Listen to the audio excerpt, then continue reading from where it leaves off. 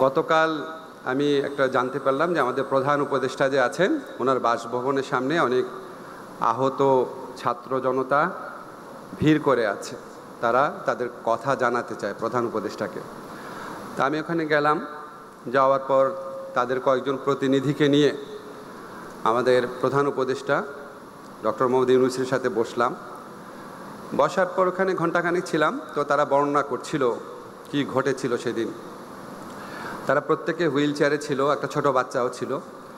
একজন পায়ের কাপড় তুলে দেখালো যে হাঁটুর কাছে গভীর কালো চিহ্ন আর কি। বলো সেখানে সে যখন আহত হয়ে গিয়েছিল ওখানে তার বর্ণনা অনুযায়ী ড্রিল মেশিনের মতো কোনো একটা কিছু ঢোকানো হচ্ছিল। তো চিৎকার করে বলছিল যে আমাকে একটু ওষুধ দেন, অ্যানেস্থেসিয়া দেন যেন ব্যথা না করে।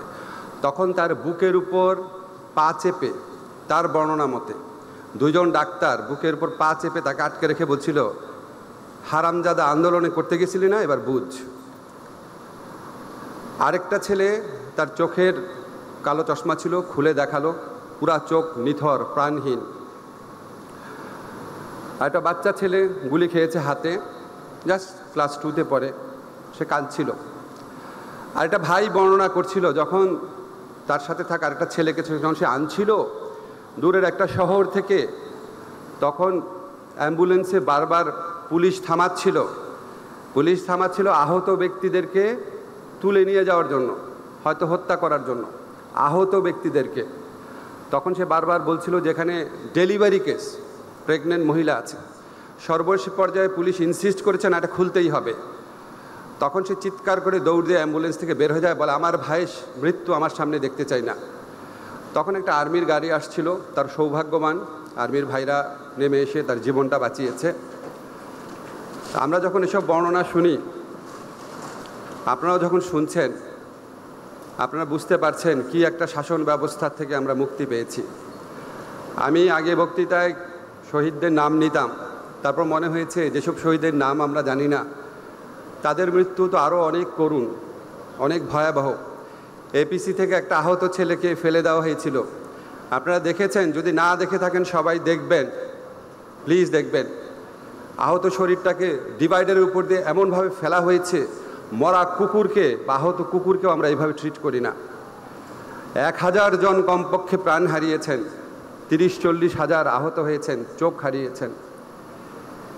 এত রক্তের বিনিময়ে এই উপমহাদেশে কোনো কালে কোনো ফ্যাসিস্ট শাসককে পরাজিত করতে হয় নাই। আপনাদের একটু পার্সপেক্টিভটা মনে রাখা দরকার। শ্রীলঙ্কাতে রাজাপাকসে অত্যাচারী শাসক ছিল, 9 জন লোক মরেছিল, ক্ষমতা ছেড়ে চলে গেছে। আমাদের দেশে আমরা কথায় কথায় হোসেন মোহাম্মদ এরশাদের কথা বলি, 9 বছরে 26 জন মারা গিয়েছিল তার আমলে। আর একটু বেশি কম হতে পারে, বাট ক্যানট বি মোর দেন 40। 9 বছরে ক্ষমতা ছেড়ে চলে গেছে। আমাদের বিগত ফ্যাসিস্ট সরকার 2 সপ্তাহে 1000 লোক হত্যা করেছে কমপক্ষে। বহু মানুষ, বহু পরিবার, বহু হসপিটালে গিয়েছে। কারা মারা গেছে নাম বলে নাই, কারণ ফার্দার একটা হয়রানি হবে। আপনারা সবাই জানেন এই বাংলাদেশে বাস করেন, এই দেশে কি ঘটেছে। এরকম একটা হাহাকারের মধ্যে দিয়ে, এরকম একটা পৈশাচিক নির্মম ফ্যাসিস্ট ব্যবস্থার বিরুদ্ধে আজকে ছাত্র জনতা তাদের রক্ত দিয়ে, জীবনপণ প্রতিজ্ঞা করে আমাদের শুধু দেশ গড়ার সুযোগ এনে দেয় নাই, আমাদের সামনে এই প্রশ্ন হাজির করেছে যে এরকম একটা ফ্যাসিস্ট নির্মম শাসন ব্যবস্থা যারা দেশের তরুণ ছাত্র সমাজের উপর গুলি করার নির্দেশ দেয় এবং গুলি চলার পর আরও অনেক বেশি মৃত্যুর জন্য নির্দেশ দেয়, হসপিটালে গেলে চিকিৎসা করতে দেয় নাই। আপনারা অনেক পত্রিকায় রিপোর্ট করেছেন। যাকে হত্যা করা হয় তার পরিবারের লোকরে উল্টা মামলা দিয়েছে। এরকম একটা নির্মম শাসন ব্যবস্থা আপনারা প্রত্যেকে অনেস্টলি এই উপমহাদেশের সকল ফ্যাসিস্ট শাসন ব্যবস্থার সাথে কম্পেয়ার করে দেখেন। আমাদের মধ্যে তাই এই প্রশ্নও এই ছাত্র জনতার বিপ্লবের মধ্যে উত্থিত হয়েছে, এই ফ্যাসিস্ট ব্যবস্থা তৈরিতে আমাদের কি রোল ছিল? আমরা কি এই অন্যায়ের বিরুদ্ধে ভূমিকা পালন করেছিলাম? আমরা বলতে আমরা বিশ্ববিদ্যালয়ের শিক্ষক, সাংবাদিক, সাহিত্যিক, বিচারক, সরকারি প্রশাসনে যারা লোক আছে, আমরা কি আমাদের দায়িত্ব পালন করেছিলাম? আমরা ছোটোবেলা থেকে একটা কথা পড়ি যে অন্যায় যে সহে আর অন্যায় যে করে মম ঘৃণা যেন তাহাই তৃণ সমদহে, সবাই একই চাপের। আমরা কি আসলে করেছিলাম? আমি এই প্রশ্নটা আপনাদের সবার কাছে রেখে গেলাম, আমার কাছেও রাখি। আমার খুব মনে হয় আমি নিজে বিচার অঙ্গনের লোক এই সেন্সে যে আমার অনেক ছাত্র বিচারক, অনেক ছাত্র হাইকোর্টে বিচারক, আমার বন্ধুরা হাইকোর্টে বিচারক, আমার বড় ভাইরা হাইকোর্টে বিচারক। আজকে আপনারা যতটুকু জানেন আমার কোনো কিছু কম জানার কথা না। তো আমার কাছে বারবার মনে হয় এই প্রশ্নটা উত্থাপন করার সুযোগ আমি টেলিভিশন টক শোতে পেতাম।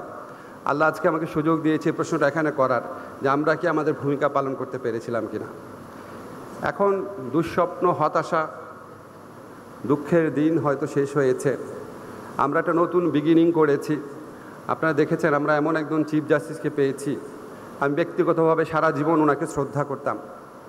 আপনারা প্রত্যেকে জানেন ওনার সাথে আগের চিফ জাস্টিসের পার্থক্য কী। এগুলি বলা হয়তো খুব অ্যাপ্রোপ্রিয়েট না, এখানে পলিটিক্যালিও কারেক্ট না, বাট আপনারা একটু চিন্তা করে দেখবেন যে উনি শুধু শিক্ষার ক্ষেত্রে না, ইন্টিগ্রিটির ক্ষেত্রে, দক্ষতার ক্ষেত্রে, যোগ্যতার ক্ষেত্রে, ন্যায় বিচারের ক্ষেত্রে ওনার অবস্থানটা কোথায়। আমি এটা কেন বললাম, বিকজ এই চিফ জাস্টিসের নিয়োগের মধ্যে দিয়ে আপনারা আমাদের ইন্টেনশনটা বুঝতে পারবেন, আপনারা এই নতুন সরকারের ইন্টেনশনটা বুঝতে পারবেন যে আমরা মেধাকে মূল্যায়ন করি, সততাকে মূল্যায়ন করি, যোগ্যতাকে মূল্যায়ন করি। এই chief justice doctor Syed Refat আহমেদের নিয়োগ এটার একটা সিগনেচার স্টেটমেন্ট। আমরা যখন অ্যাপিলেট ডিভিশনে আমাদের সরকারের সুযোগ এসেছে, আমরা এই যোগ্যতার ভিত্তিতে নিয়োগ দেওয়ার চেষ্টা করেছি আমাদের সরকারের পক্ষ থেকে। শুধু আমার মন্ত্রণালয়ের কথা বলছি না, ভবিষ্যতে নিয়োগের ক্ষেত্রে আমরা এরকম করার চেষ্টা করব। আমি মনে করি, ব্যক্তিগতভাবে আমি মনে করি, বিশ্বাস করি, আজকে আপনারা নিম্ন আদালতে যারা জাজ আছে আপনি দেখবেন তাদের একটা থরো কম্পিটিটিভ এক্সামের মধ্যে দিয়ে যেতে হয়। আমি উচ্চ আদালতের উপর রিসার্চ করেছি, ইউএনডিপির প্রজেক্টে কাজ করেছি। আমি উচ্চ আদালতের ক্ষেত্রে এরকম নিয়োগ পদ্ধতি দরকার আছে কি না এগুলি বিষয়ে অনেক চিন্তা ভাবনার খোরাক আছে। আমার উচ্চ আদালত, আমার নিম্ন আদালত, যেই উচ্চ আদালত যে নিম্ন আদালতকে কন্ট্রোল করবে, অভিভাবকত্ব করবে, সেই উচ্চ আদালত তো আরও বেশি যোগ্য, আরও বেশি সৎ, আরও বেশি ডেডিকেটেড বিচারকের প্রয়োজন আছে। আমি বলছি না সেখানে সেরকম বিচারকরা অনেকেই আছেন, অনেকেই আছেন। আমি প্রধান বিচারপতির কথা বললাম, আমাদের এখানে অনেকে আছেন, আমাদের ঢাকা ইউনিভার্সিটি ল ডিপার্টমেন্টের বেস্ট স্টুডেন্টদের মধ্যেও কেউ কেউ আছেন এখানে বিচারক হয়েছেন। সবার ক্ষেত্রে এরকম হয় নাই। আমরা চেষ্টা করব বাংলাদেশের উচ্চ আদালতে নিয়োগ সহ সকল ক্ষেত্রে সংস্কার আনার। তার আগে আমি কয়েকটা কথা বলি। আমি একটা জিনিস লক্ষ্য করেছি, এখানে যারা নিম্ন আদালতে আছে আপনারা কিছু মনে করবেন, আপনাদের মধ্যে 30-40% আমার স্টুডেন্ট। যখন সুযোগ সুবিধার কথা হয়েছে সবাই খুব হাততালি দিয়েছেন। সংস্কারের কথার সময় কিন্তু হাততালি অতটা শোনা যায় নাই। দুইটাই আমাদের দেখতে হবে। এখন সবাই হাততালি দিচ্ছে, আর একটু দেন। আচ্ছা, আমি প্রথমে বলি বিচারকের ভূমিকার কথা। দেখেন, আমার নিজের একটা জিনিস মনে হয়, আমি একটু ইনফর্মাল মানুষ। আমরা যারা ধর্মে বিশ্বাস করি, পরকালে বিশ্বাস করি, আমরা সব সময় জানি যে আমাদের একদিন বিচার হবে। যেই ধর্মেই থাকি আমাদের একদিন বিচার হবে। আল্লাহ, ভগবান, গড আমাদের বিচার করবেন। তা আমার কাছে মাঝে মাঝে মনে হয় যে বিচারের কাজটা যেই সৃষ্টিকর্তার, এই ইহজীবনে এই কাজটা বিচারকদের করতে হয়। আপনারা কি কখনো চিন্তা করে দেখেছেন কত বড় দায়িত্ব, কত বড় মহান জিনিস আপনাদের হাতে সোপর্দ করা হয়েছে? এবং এই জন্য আমি না বিচার বিভাগের কর্মকর্তাদের সাথে অন্য কারো তুলনা করতে চাই না। আপনাদের গুরুত্ব অন্য যে কোনো সার্ভিসের মানুষের চেয়ে বেশি, কারণ অন্য যে কোনো সার্ভিসে অন্যায় অবিচার হবে, আপনারা সেই অন্যায় অবিচার প্রতিকার দেওয়ার সুযোগ পেয়েছেন, বিশেষ করে উচ্চ আদালতে। ফলে এখানে যখন অনেক কিছু ঘটতো, আমি টক শোতে অনেক কিছু বলতাম, নাগরিক হিসাবে দেখতাম, খুব কষ্ট লাগতো। প্রায় দেখতাম যে কনভেনশনাল একটা স্টেটমেন্ট থাকতো প্রধান বিচারপতির ভাষণে, বা অন্যান্য বিচারপতিরা সুযোগ পেলে বলতেন যে বিচার বিভাগের মর্যাদা রক্ষা করতে হবে, বিচার বিভাগের ভূমিকাকে প্রশ্নবিদ্ধ করতে হবে না, বিচার বিভাগের ইমেজকে রক্ষা করতে হবে। তখন আমার সবসময় কিছু কথা বলতে ইচ্ছা হতো, যে কথাগুলো আমি বলতামও, আজকে আপনাদের সামনে বলার সুযোগ আল্লাহ তাআলা দিয়েছে। বিচার বিভাগের মর্যাদা, ইমেজ সবচেয়ে বেশি নির্ভর করে বিচার বিভাগের কর্মকর্তাদের উপর। বিচার বিভাগের কর্মকর্তাদের উপর। বিচার বিভাগে যদি এমন কোনো বিচারক, প্রধান বিচারপতি থাকেন যিনি একটা ছাত্র সংগঠন থেকে ফুলের শুভেচ্ছা নেন, পুলিশের একজন ধিক্কৃত কর্মকর্তার থেকে সোনার তরবারি নেন, যদি বিচার বিভাগে এমন কোনো প্রধান বিচারপতি থাকে যিনি আন্দোলনরত ছাত্রদের কাছে উপহাস করেন, যদি এমন কোনো বিচারপতি থাকে যিনি টকশোয়ে বক্তব্যের জন্য স্বরাষ্ট্র মন্ত্রণালয়কে নির্দেশ দেন যে কেন তার বিরুদ্ধে ব্যবস্থা নেওয়া হচ্ছে না, বিচারপতির দায়িত্ব মৌলিক অধিকার রক্ষা করা, আর উনি স্বরাষ্ট্র মন্ত্রণালয়কে নির্দেশ দেন কেন তার মৌলিক অধিকার নষ্ট করা হচ্ছে না, লঙ্ঘন করা হচ্ছে না, গ্রেফতার করা হচ্ছে না। বিচার বিভাগে যদি এমন কোনো বিচারক থাকেন যার বিরুদ্ধে দুর্নীতির অভিযোগ উঠে, এত খারাপ অভিযোগ, এত জঘন্য অভিযোগ বিচারালয় না বাংলাদেশের ঘরে ঘরে পৌঁছে যায় যে এই বিচারকের এই ধরনের বদনাম আছে। বিচারপতিরা যদি তাদের কাছে বিচার চাইতে আসে মানুষ, তারা বিব্রত বোধ করেন। কেন বিব্রত বোধ করেন? আপনি বিব্রত বোধ করবেন একমাত্র আপনার ভাই বোন আসলে। আপনি তো বিচার প্রার্থী মানুষ, কোথাও বিচার না পেয়ে আপনার কাছে এসেছে, আপনি কিভাবে বিব্রত বোধ করেন? আপনারা বর্তমানের প্রধান উপদেষ্টা ডক্টর ইউনূসের মামলা আর্জি গ্রহণ করতে বিব্রত বোধ করেছিলেন। আপনাদেরকে কেন করেছিলেন? আপনার এটা দায়িত্ব না, আপনার এটা সাংবিধানিক দায়িত্ব না? আপনি শুনে রিজেক্ট করে দেন, শুনে রিজেক্ট করেন, সমস্যা নাই। আপনি শুনবেনই না, আপনারা এগুলি একটু বিবেচনা করেন। আপনাদের এখানে অনেক ভালো বিচারপতি আছেন, আপনাদের সুনাম কিছু বিচারপতির কারণে ক্ষুণ্ণ হয়েছে, এগুলি আর করেন না। মানুষ বোকা না, মানুষের প্রত্যেকের বিচার বুদ্ধি আছে, প্রত্যেকের ঘরে ঘরে এইসব প্রশ্ন আলোচিত হতো। আজকে আমি আপনাদের কাছে জাস্ট কনভে করলাম জিনিসগুলা।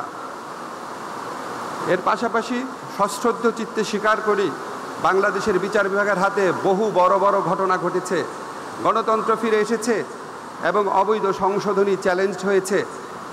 আমি ব্যক্তিগতভাবে এই উচ্চ আদালতে কয়েকবার ন্যায় বিচার পেয়েছি, অনেকে পেয়েছেন। অনেক সময় আপনারা রাজনৈতিক নিপীড়ন থেকে রক্ষা করার জন্য জামিনের ব্যবস্থা করেছেন, সব করেছেন। কিন্তু আমার একটা প্রশ্ন কি, মানে আমার ব্যক্তিগতভাবে মনে হয় আমাদের সবচেয়ে বেশি পরিশুদ্ধ, সবচেয়ে বেশি দায়িত্বশীল, সবচেয়ে বেশি অ্যাকাউন্টেবল প্রতিষ্ঠান হওয়া উচিত বিচার বিভাগের। অন্য যে যাই করুক, বিচার বিভাগ ঠিক থাকলে আপনি দেখেন ট্রাম্প তার যে নিয়োজিত উচ্চ আদালতের বিচারক, তাদের কাছে কি সব ক্ষেত্রে প্রত্যাশা মতো রায় পেয়েছেন? পান নাই। তার দলের লোককে নিয়োগ দিয়েছেন, পান নাই। যখন আপনি বিচারক হন, আপনার ভূমিকা হচ্ছে ইহকালে সৃষ্টিকর্তা পরকালে যে কাজ করে সেই কাজের কাছাকাছি একটা কিছু, সেটা বিবেচনায় রাখবেন। আর সুযোগ সুবিধার কথা বলেছেন, একটা জিনিস আমি বিশ্বাস করি, অবশ্যই সুযোগ সুবিধার প্রশ্ন আছে। ইতিমধ্যে আমি আপনাদের জানাতে চাই 140টি নতুন ডিস্ট্রিক্ট জাজ পদ সৃষ্টি করার জন্য আমরা আইন মন্ত্রণালয় থেকে উদ্যোগ নিয়েছি। আমার ধারণা এটাতে আপনাদের পদোন্নতির যে জটিলতা আছে সেটা কিছুটা হলেও কেটে যাবে। গাড়ি নগদায়ন একটা বড় ইস্যু। ব্যক্তিগতভাবে আমার মনে হয় গাড়ি আসলে মানে এই যে পর্যায়ে এখন দেওয়া হয় তাদের কাউকেই দেওয়া উচিত হয় নাই। কেন হয় নাই? এটা একটা গরিব দেশ। আমি এই উপদেষ্টার দায়িত্ব নেওয়ার আগ পর্যন্ত আমি রিক্সায় চড়তাম, পাবলিক ট্রান্সপোর্টে চড়তাম, সিএনজিতে চড়তাম, সত্যি চড়তাম। আমার খুব শখ ছিল উপদেষ্টা হওয়ার পরও চড়বো, কিন্তু আমাকে প্রচণ্ড ভয় দেখানো হয়েছে, যেটা অসম্ভব সিকিউরিটির কারণে, অসম্ভব, কোনোভাবেই অ্যালাউ করবে না। একটা গরিব দেশের সবচেয়ে বেশি থাকবে হচ্ছে পাবলিক ট্রান্সপোর্ট। আমরা বিদেশে দেখি, এখানে অনেকেই বিদেশে পড়াশোনা করেছেন, মন্ত্রীরা ট্রেনে করে অফিস করছে। তা আমাদের এখানে এটাই উচিত ছিল, কিন্তু আমরা এখানে একটা বড় বিভাজন করে রেখেছি। এখানে কোনো সার্ভিসে উপসচিব হলে গাড়ি পাবে, সেই জন্য আপনাদের মনে অত্যন্ত সঙ্গত কারণে এই প্রত্যাশা তৈরি হয়েছে যে তুমি যদি পাও আমি পাবা না কেন। তো আমিও আপনাদের সাথে একমত, গাড়ি যদি তারাও পায় অবশ্যই সমমর্যাদা যারা আছেন অবশ্যই যৌক্তিকভাবে আপনার একটা দাবিদার। তবে আমি আমার নিজস্ব বিশ্বাস, যদি কখনো আমরা সবাই মিলেই এটা ত্যাগ করতে পারি, সবাই মিলেই, যে না একটা নির্দিষ্ট পর্যায় পর্যন্ত আমাদের পাবলিক ট্রান্সপোর্টমুখী হতে হবে। আমি বিশ্বাস করি আপনারা যদি দেখেন সকল কর্মকর্তা, আপনাদের পদমর্যাদার সকল কর্মকর্তা এই সুবিধা প্রত্যাহার হয়েছে, আপনারা ওটার সাথে একমত হবেন। আপনাদের বৈষম্য থেকে যন্ত্রণা সৃষ্টি, তা আমিও মনে করি যতদিন অন্যরা পাবে আপনাদেরও পাওয়ার প্রত্যাশা যৌক্তিক, এটা মেটানো উচিত। আরও কিছু বিষয় আছে, পদমর্যাদা, এগুলি বিষয়ে আপনাদের অত্যন্ত সুযোগ্য প্রধান বিচারপতি আছেন, ওনার কাছে এখানে মামলা আছে। আমি বিশ্বাস করি ওনার কাছে আপনারা সুবিচার পাবেন, এগুলি নিয়ে আপনারা টেনশন করবেন না। আর বিচার বিভাগের সংস্কারের বিষয়ে আপনারা জানেন আমাদের এখানে অত্যন্ত সুযোগ্য একজন বিচারপতি শাহ আবু নাঈম মমিনুর রহমান, ওনার নেতৃত্বে একটা কমিশন হয়েছে। আমরা তবুও আমাদের সরকারের কিছু কিছু চিন্তা আছে বলে যায়, আপনাদের সাথেও মিলে যায়। এটা হচ্ছে ডিজিটালাইজড জুডিশিয়াল সিস্টেম করতে হবে, independent prosecution, independent investigation, these are must. তারপর ফরেনসিক সাপোর্ট বাড়াতে হবে, আমাদের ফরেনসিক ক্যাপাবিলিটি খুবই সীমাবদ্ধতা আছে। তারপর আপনারা যে আলাদা একটা সেক্রেটারিয়েটের কথা বলেছেন, আমি আপনাদেরকে বলতে চাই যে এই সমস্ত কথা আমি উচ্চারণ করলাম, সেগুলি আমি ইউএনডিপির পক্ষ থেকে যখন আমি কনসালটেন্সির কাজ করেছিলাম, আজকের থেকে 16 বছর আগে এক্স্যাক্টলি এগুলি লিখে গিয়েছিলাম। তখন এখানে ফরিদ আহমেদ শিবলি ছিলেন রেজিস্ট্রার জেনারেল, ওনারা জানেন যে আমরা কত সিরিয়াসলি কাজ করেছিলাম। এগুলি অবশ্যই আমাদের চেষ্টা থাকবে। আমাদের সংস্কার কমিশনের প্রধান আছে, ওনার কাছেও আমরা বলবো, আপনারাও বলবেন। বর্তমান পরিস্থিতি নিয়ে কয়েকটা কথা বলি, বিশেষ করে যারা অধস্তন আদালতের আছেন। দেখেন, আমাদের এখানে বিগত ফ্যাসিস্ট সরকার গায়েবী মামলা এবং ঢালাও মামলার একটা কালচার শুরু করেছিল। আমরা সেটা থেকে বের হতে চাই। মানুষের মনে অনেক ক্ষোভ আছে, অনেক অসন্তোষ আছে, এই সমস্ত গায়েবী মামলা দেখার সংস্কৃতি দেখার অভ্যস্ততা আছে।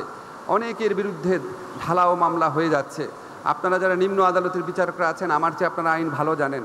বিচারিক আইনগত প্রক্রিয়ার মধ্যে থেকে মানুষকে যতটা পারা যায় হয়রানি থেকে মুক্তি দেন। আপনারা যখন পুলিশের কাছে নির্দেশ দেন, আমি শুনেছি যে একটা দিয়েছিল তদন্তপূর্বক এফআইআরের, তদন্তপূর্বক এফআইআরের পদক্ষেপ নেওয়া, এটা নাকি আবার হাইকোর্টে একটা রায়ে বলা হয়েছে যে আদালত থেকে পুলিশের কাছে যেটাই পাঠাবে সেটাকেই অটোমেটিক্যালি এফআইআর হিসেবে নেওয়ার। এরকম যদি রায় থাকে, নিশ্চয়ই আমাদের অ্যাটর্নি জেনারেল অফিস থেকে চ্যালেঞ্জ করার চেষ্টা করা হবে। আপনারা আপনাদের আইনগত ক্ষমতার মধ্যে যতটুকু পারা যায় করবেন। যেমন একটা উদাহরণ দেই, আমরা যখন দেখেছি কোর্টের মধ্যে আসামিদের উপর অনেকে আছেন সম্মানিত ব্যক্তি ছিলেন একটা সময়, অনেকে আছেন, আমার কথা হচ্ছে ওনারা সম্মানিত হন আর না হন, ওনাদের গিল্ড তো প্রমাণিত হয় নাই। অ্যাকিউজড পার্সন মানে তো কনভিক্টেড পার্সন না। আমাদের দেশের আইনে তো কোথাও নাই যে বিচার প্রার্থী যারা আছে তাকে আপনি হামলা করবেন। তো এখানে আপনার যারা অনেকে আছেন বিচারক আছেন নিম্ন আদালতের, আপনারা আপনাদেরভাবে চেষ্টা করেন ফর্মাল ইনফর্মাল ওয়েতে। এখানে অনেক আইনজীবী আছে, আপনাদের বন্ধু বান্ধব আইনজীবী নেতা আছে, তাদেরকে বোঝানোর চেষ্টা করেন। আমি জানি এবং আমাদের সাথে এরকম পরামর্শমূলক হওয়ার পর কোনো ক্ষেত্রে দেখেন একটা ব্যবস্থা নেওয়া হয়েছিল যে শুনানি সকাল 7টায় করা হয়েছিল, সো দ্যাট আদালতের লোকজন কম থাকে, এই ধরনের হামলার ঘটনা যেন কম ঘটে।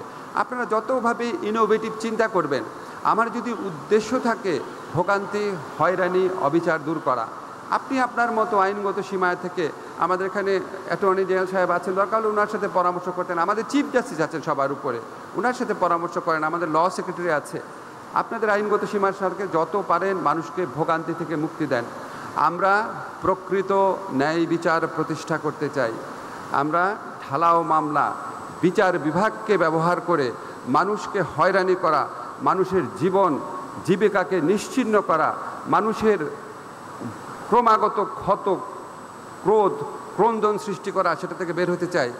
আমাদের খাদিজাতুল কোবরা নামে একটা মেয়েকে হাইকোর্ট জামিন দিয়েছে, দিনের পর দিন, আমি বিশ্বাস করতে পারি না, হাইকোর্ট জামিন দিয়েছে, আপিল সেই জামিনের শুনানি মাসের পর মাস পিছিয়ে রেখেছে।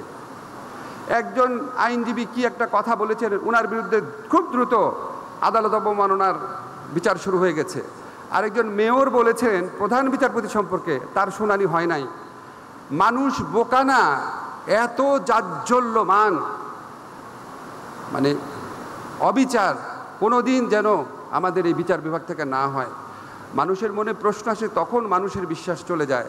আপনাদের যখন আপনারা নিয়োগ পেয়েছেন, শপথ নিয়েছেন, শপথের প্রতি আপনাদের এলিজিয়েন্স রেখেন, কোনো দলের প্রতি রেখেন না। আমি আপনাদেরকে লর্ড ডেনিংসের কথা বলতে পারতাম, হবস, লক, রুশো, সামাজিক চুক্তি মতবাদের কথা বলতে পারতাম, universal declaration of human rights, অনেক কিছু আমাদের কনস্টিটিউশনে অনেক কিছু বলা যেত। আসলে কিছুই দরকার হয় না। আপনি আপনার বিবেকের সাথে কথা বলেন। আপনার প্রতি যেই আচরণ অন্যরা করলে আপনি কষ্ট পেতেন, অবিচার মনে করতেন, সেটা কারোর সাথে করেন না। এই সিম্পল জিনিসটা করলেই অনেক অনেক ন্যায় বিচার প্রতিষ্ঠা করা যায়। সবাই ভালো থাকবেন। আমাদের একটা সম্মিলিত প্রচেষ্টায় ইনশাআল্লাহ আমরা এমন একটা বিচার বিভাগ প্রতিষ্ঠা করার চেষ্টা করব ইনশাআল্লাহ, যেখানে প্রকৃত ন্যায় বিচার হয়, যেখানে এসে মানুষ স্বস্তি পায়, যেটাকে মানুষ ভরসা মনে করে।